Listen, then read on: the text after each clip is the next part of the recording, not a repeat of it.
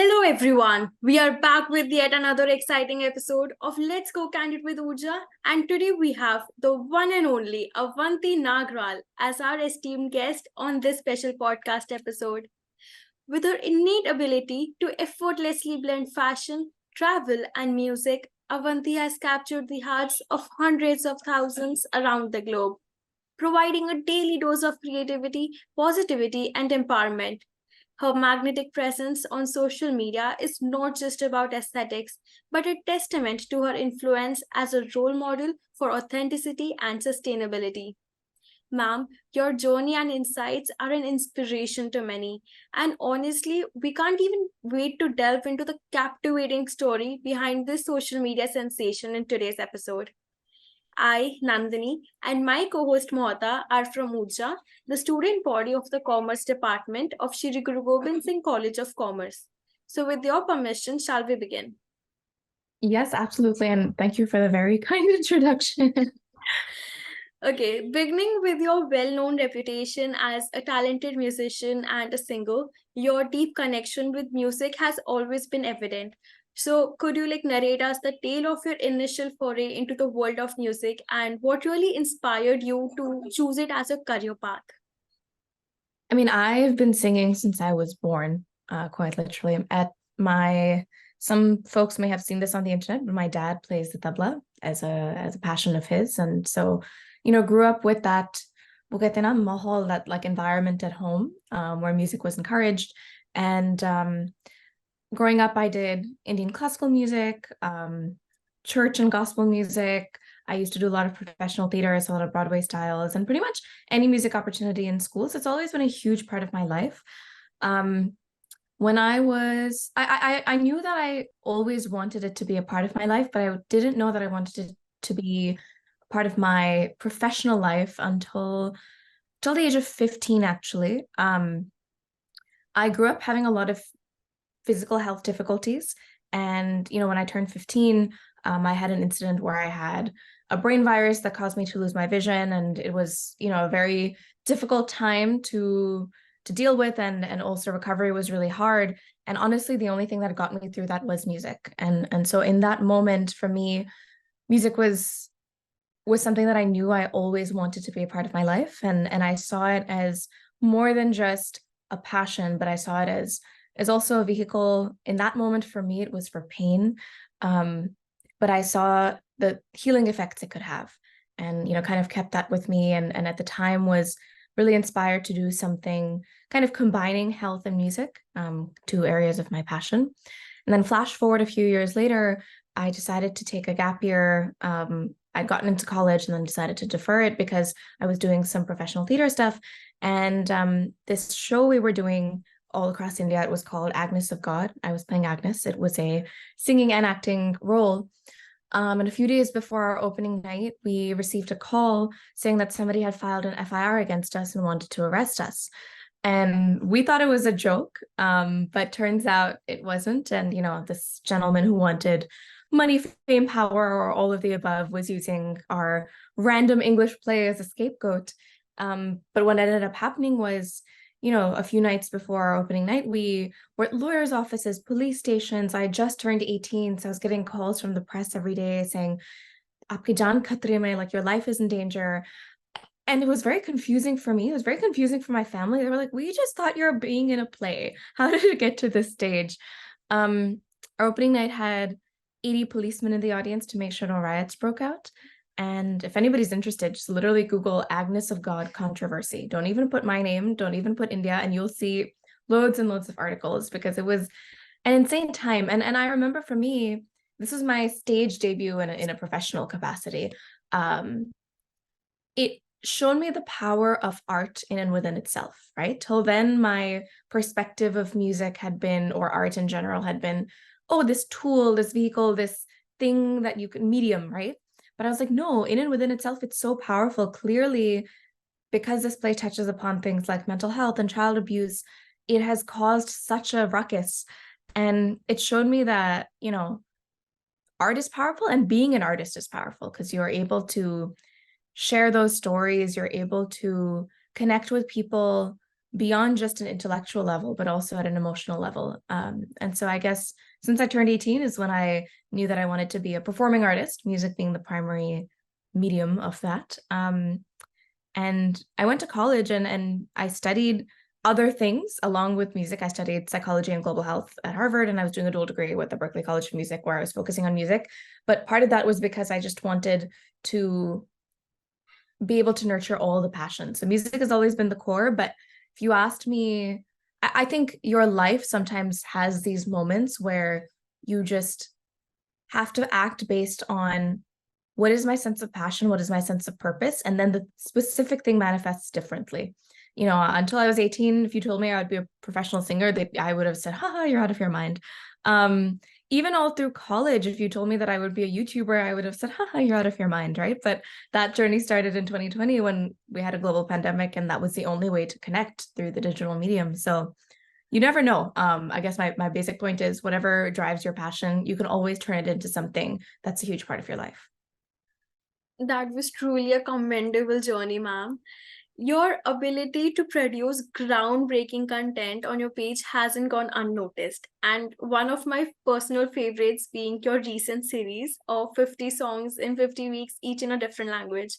So, what is the secret sauce behind this? Behind the series in particular, or yeah. Yes, ma'am. Um, so I've always had this dream to sing 100 different songs in 100 different languages. Some people are incredible where they can speak multiple different languages. For me, I know English and Hindi and a little bit of Marathi, and that's about it. And I see the power of language, right? When you're able to speak to somebody in their own language, makes them feel seen and heard and like they belong and they connect with you. And so while I cannot speak several different languages, I know I can try and sing in several different languages. And that's always been the goal. You know, if I'm performing in different places, I want to be able to at least sing a song in that language to build a deeper connection and to honor the heritage of that place. And I've always said this, and I've sung songs in a few different languages, you know, when I've performed, but truly just about a month ago, a month and a half ago, I woke up one day and I was like, I've been saying this for a long time. Why the hell do I not just do it? And so I was like, okay, 100 songs in 100 different languages. Can I do that every day? I will, you know, that's just not humanly feasible. But once a week seems reasonable-ish. And then I was like, wait a second, 100 weeks is 2 years. I don't know if I can do that kind of commitment. So I brought it down to 50. And it's been really wonderful because I've been trying my best to make it, as you said, a series that is enjoyable for people watching, but also enjoyable for everybody involved. And what that entails is I'm trying to make sure in as many of them to collaborate with artists or producers or instrumentalists as possible. And all of the people I'm collaborating with, I'm trying to make sure that they have some sort of connection to the heritage or identity of the place or the language that we are singing, just to, you know, make sure that we're having true, accurate representation. Interestingly, for me, all my grandparents are from 4 different states. So I've never had a strong subcultural identity. You know, somebody is like Gujarati or Punjabi or whatever. It like spans north to south. I've never had a strong mother tongue as a result. And so for me, I've never felt that subcultural identity. And it's quite nice and beautiful to see people feel that way about, you know, their specific culture and heritage. And yeah, it's quite a task because we're also trying to make sure that even visually, we're trying to make sure that, you know, the clothing is from the region or, you know, has roots from there, the jewelry, the hairstyles, and sourcing that has been quite interesting. You know, luckily between my mom's and grandmom's cupboard, I was able to get a few things, but now we're starting to work with different small businesses and brands and local artisans because there's just so much culture and heritage and diversity in India and globally, right? And I would say of the 50, there will probably be at least 50 to 60% of those will be Indian languages because we have so many within the country itself. And it's been a beautiful process. Finding the collaborators has not been difficult because over the past few years of me being in this industry, I've just made a lot of friends, and fortunately, people are very excited to do something like this. What is difficult, however, is the languages. You know, Hindi was okay. Marathi, again, I grew up around, But for example, doing a language like Tamil was really hard because they just have all these different sounds, or Tibetan was even harder because I just don't produce these sounds, right? So I had to sit and make sure that I was speaking with an authentic native speaker and having them correct me on all my pronunciations. But I think the effort is worth it, right? Because if you're trying to do something in somebody else's identity and language, you want to try to do it as best as possible. Listeners are surely taking a note of that, ma'am. And it would be great if you could sing us 2 lines of your favorite song from the series. Oh, my favorite song from this series. Let's see. I mean, there are so many that are so nice, but let me see if I can pull this up actually.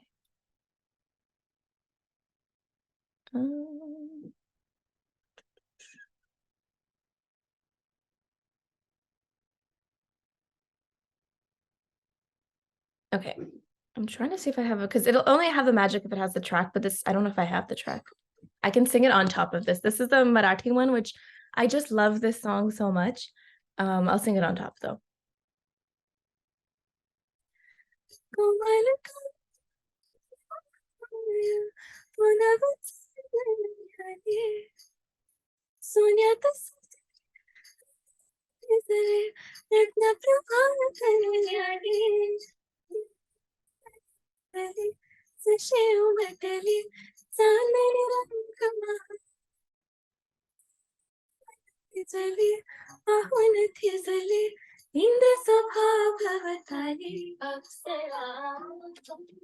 Just a couple lines of that song. That was amazing, ma'am. Only if I could hear it in person as well, though. So, talking about your Aji now, we have noticed, from your social media presence that you share a very strong connection with her, and she often makes appearances in your videos as well. And we're aware that, particularly in India, grandparents may not always be comfortable discussing taboo topics. So, Absolutely. what inspired you to broach these sensitive subjects with her, and how willing was she to participate in these conversations? So interestingly, all 4 of my grandparents are doctors. And, I think being a doctor and the kind of medical training you have to be used to at least not having shame around body parts, right? So that was a baseline fact that I knew about all my grandparents.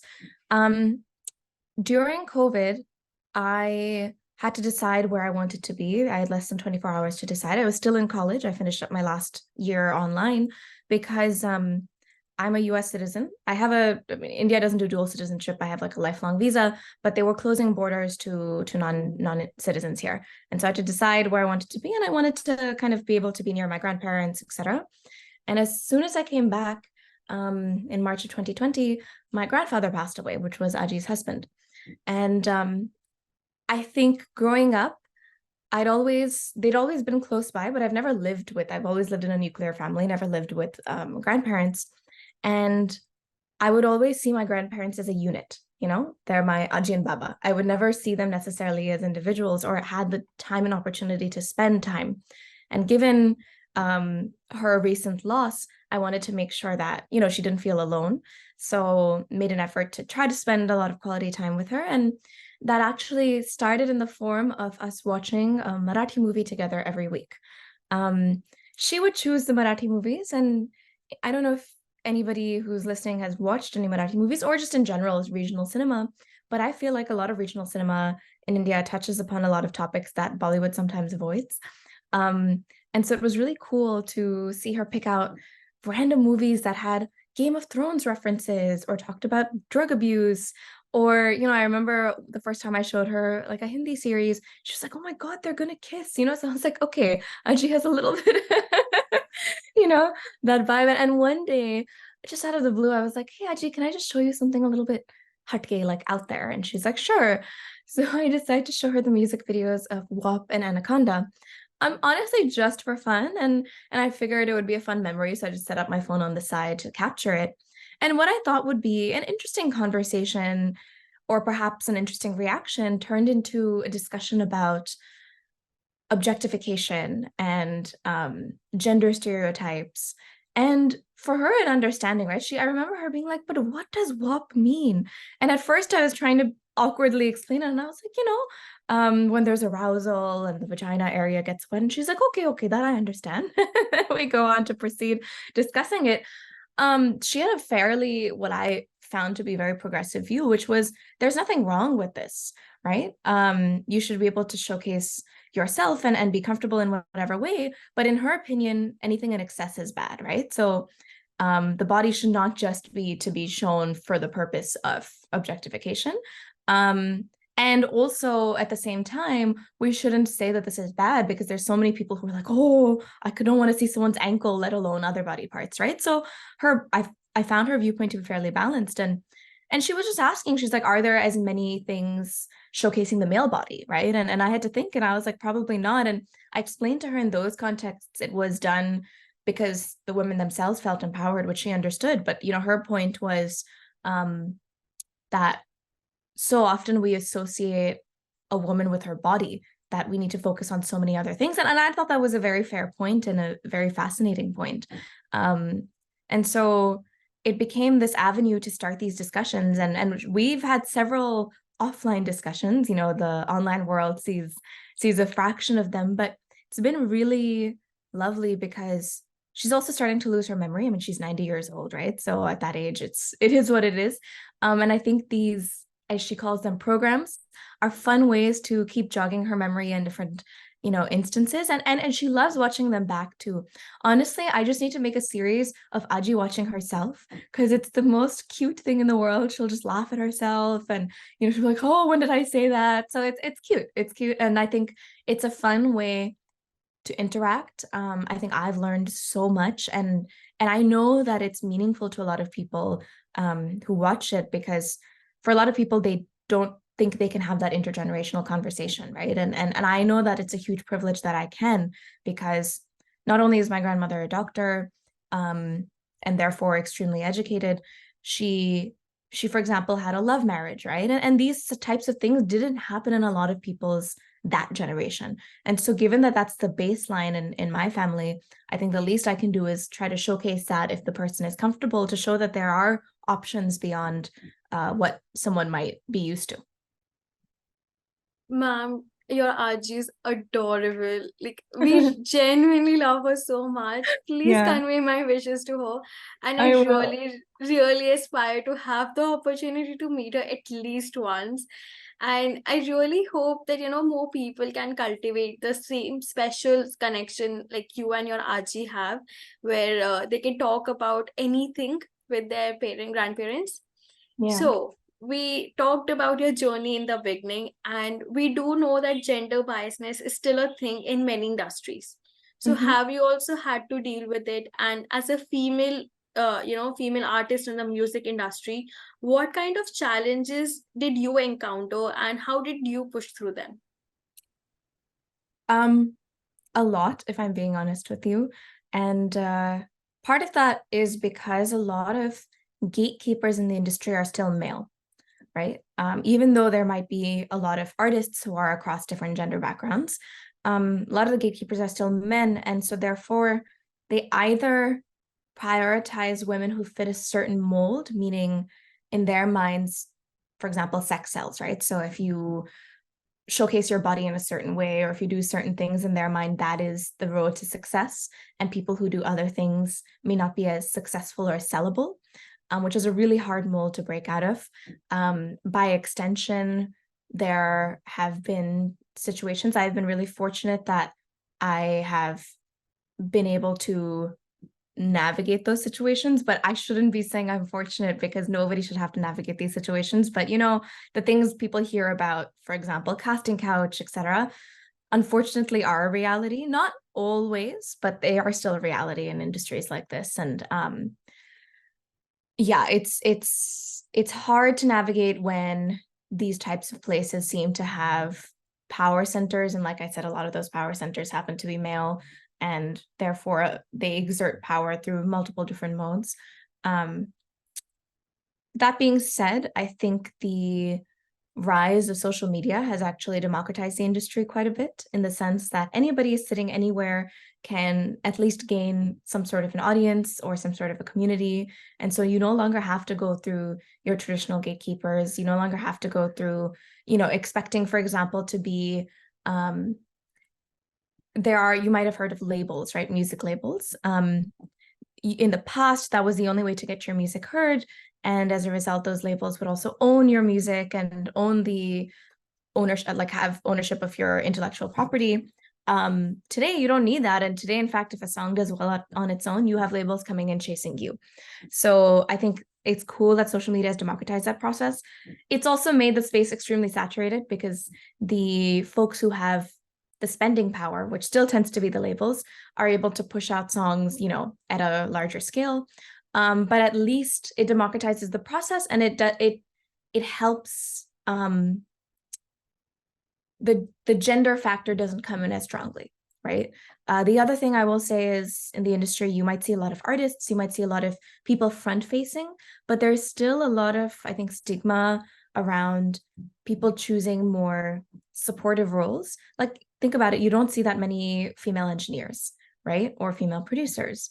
Or even on the business side, you see quite a bit, but in certain roles. And part of that is just because of the scarcity mindset that we've seen, right? We just feel like there's one spot, and so whoever's taken that spot, there's no more left.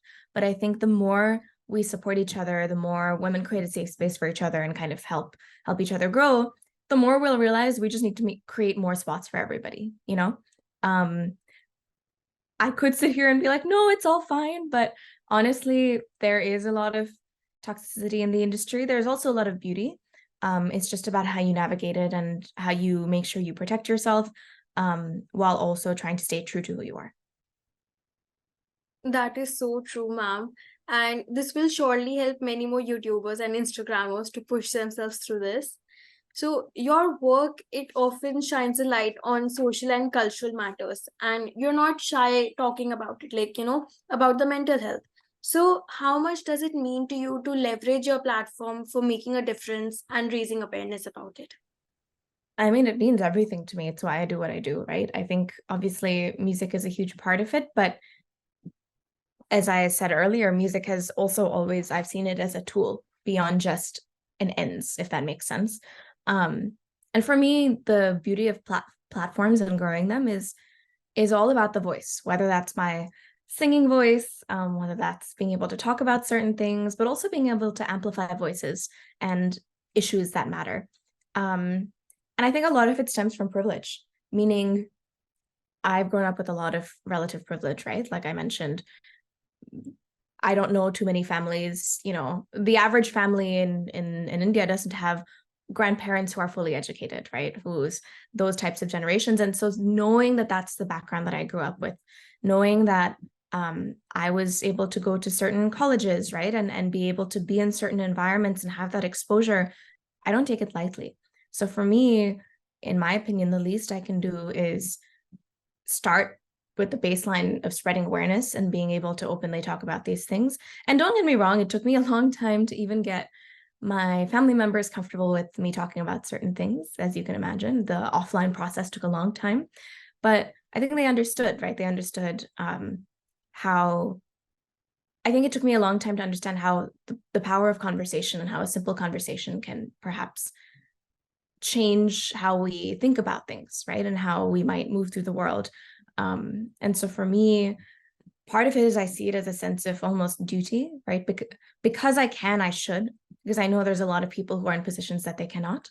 But I also see it as something that's incredibly important, right? Because if we don't talk about these things, the stigma will continue, right? We should be able to openly name all body parts.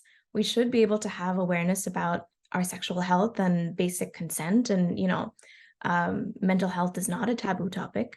It's as important as our physical health, if not more. And there's so many other examples of things that people still have taboo around, and I don't blame them, but I feel like at this stage, with the generations we're at, we have the ability to break those cycles, and this is just a small step to try to work toward that. I really hope that after listening to this, people start opening up even more. Now, let's just dive into your travel adventures. Tell me about the most jaw-dropping place that you have been to and what made it stand out for you. Oh wow. I think the most beautiful place I've been to in different ways is probably the Philippines. I remember I performed there in 2017 and then got to explore some of the surrounding islands and things. And the islands are just incredible. Like they are so beautiful. The water is so clear. Um, Everything's clean. It was just beautiful. And also my family was there at the time, so it was just like a nice memory. That is surely making a part of my bucket list now. Yes, the So, islands are El Nido and Palawan. So okay, noted, ma'am, noted. So we often hear that content creators, they often feel the heat from their audience, right? Like one slip up and it's cancel culture time, which could also potentially mean losing your fans. So how did you navigate these tricky terrain and handle controversies if you ever find yourself in one? I mean, given the types of things I talk about, including being very open and transparent about my feelings, you can imagine there's a lot of people who have opinions, right? And so I've had to navigate that many a time. Um, I think, look, the general aspect of online hate, a lot of it comes from people's insecurities.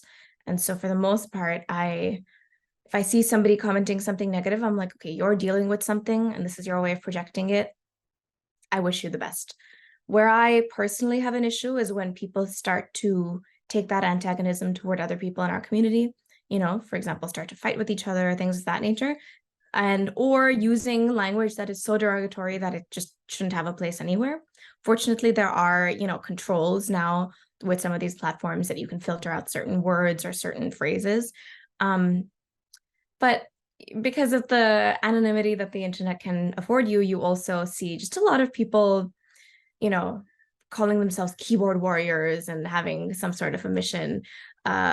It's definitely tricky to navigate because there are a lot of people. I think with visibility comes both adulation and hate, right? And I think extremes of either are not good. Extremes of adulation are also crazy to another degree because you'd never want to be in a position where somebody, I think unfortunately the way that these things are, we've grown up with our societies trying to almost semi-worship people, right? And so that there is also that extreme, which I think is people need to understand that people are just humans. And then the extreme hate also comes from a similar root, right? Where you just have so much insecurity or just like some sort of an agenda.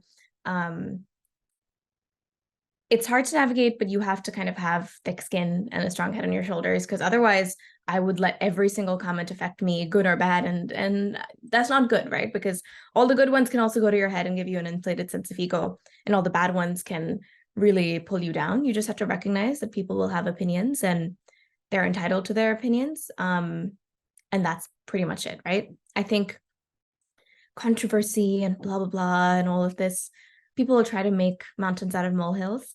You just have to keep doing what you're doing, put out things that you feel are coming from your sense of purpose or expression or whatever it is. And people's opinions are people's opinions, right? I'm not saying don't be immune to feedback. If somebody's giving you constructive feedback, surely take it, but you can't let all these voices and noise affect you.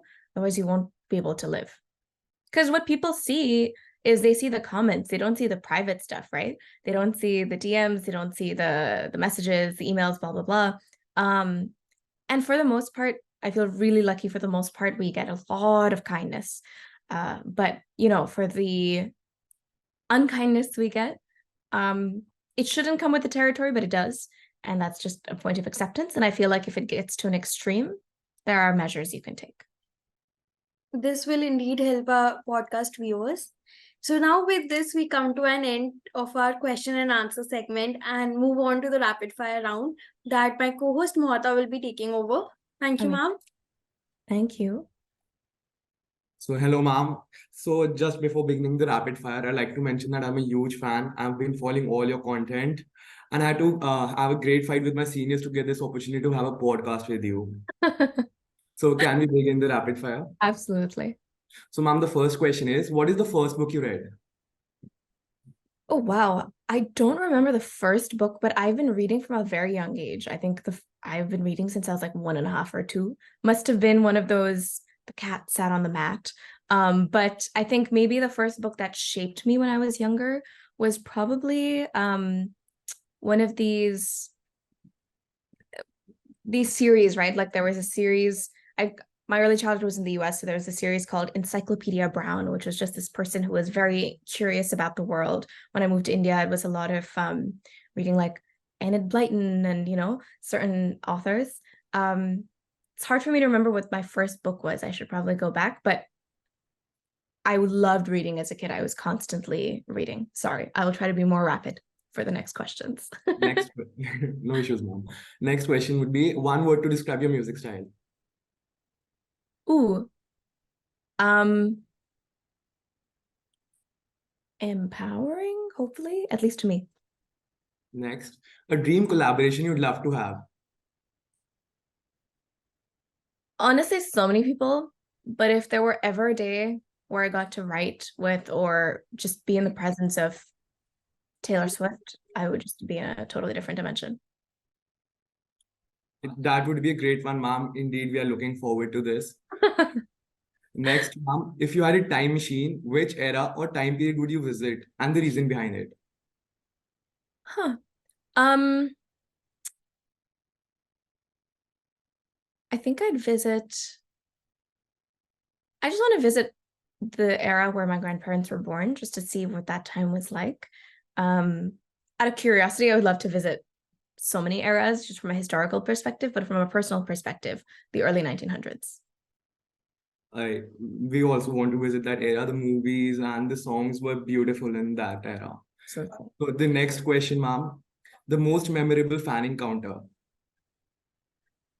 There have truly been so many, but I think perhaps one of the most recent ones was this young boy who was just about to turn 18, who had come to this event. He knew that I would be at this event. I wasn't even participating. I was just attending. And he showed up with a really kind letter he'd written. He'd handmade gajar halwa. And he'd been somebody who had been super supportive in comments and things. So I immediately recognized him from the way he spoke. But what was really beautiful to me was kind of the kindness he shared, but he kind of shared that he had a younger sibling, a younger sister, and how he hoped to be kind of a pillar of strength for the sister, and how he grew up not being exposed to a lot of positive role models. And so his idea of, for example, masculinity had been very toxic, and he really wanted to get away from those things. And whether it was, for example, videos we made talking about periods or bodies or whatever it was, I think he felt like he felt connected and educated through those. And then, of course, had really kind things to say about music, etc. But it was just such a beautiful thing where he essentially said the words, "You unknowingly have gotten me out of my toxic masculinity loop." And to me, that was just so incredible and heartwarming, and yeah, it meant a lot. Next question. Top 3 items on your bucket list. Wow, I should have better answers for these. Number 1, perhaps, well, singing songs in 100 different languages has always been one. So I think we're working toward that. Second is being able to, like, if there's some sort of advancement of technology such that one can fly or teleport, being a part of that in some way. And third is just building something that outlasts you. I'm not sure about the first one, but second and third, I really want to do that. Next, what's a skill that you'd love to learn in the future? So many. The first is patience. I know patience is not necessarily a skill, but I think it is. it is something that I'm working toward, but generally speaking, I think just getting better, specifically in this moment, at financial planning and money management. All right. Your hidden skill that your fans don't know about. I can burp on demand and I can burp the alphabet. All right. Next, if you could have a dinner with any three people on this planet, dead or alive, who would they be? Huh. I think one would be Marie Curie, because I've always been fascinated by science, and her being one of the first, women in that field, we just want to understand what that took. The second might be some sort of like longer term ancestor in my family, particularly my dad's dad side. Just because my dad's dad was one of the first people in his family to be educated. So I just want to understand what that lineage was before that. And the third would be my brother, because he adds a lot of spice to a lot of conversations. All right. I know it would be a dream, but I would surely love to accompany you guys there. Next, if you get a chance to have an autobiography, what would be the title of it?